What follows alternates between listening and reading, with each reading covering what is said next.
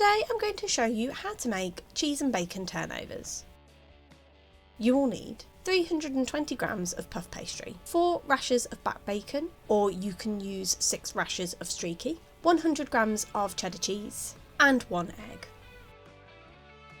Firstly, you want to grate your cheese.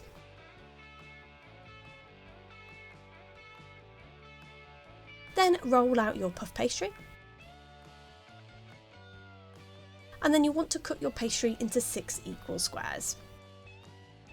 On top of the squares, you want to lay some of the bacon. So because I've used back, I have separated it out and then used kind of the big part of the back bacon, 2 a piece on 2 of them, and then the rest of it I have used on the other 4. If you're using streaky, you can just lay a piece of streaky bacon across the diagonal of each one.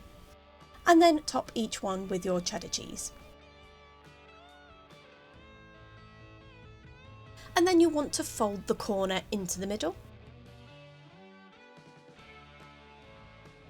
Then, having pre-beaten your egg, you want to egg wash the corner you've just folded in.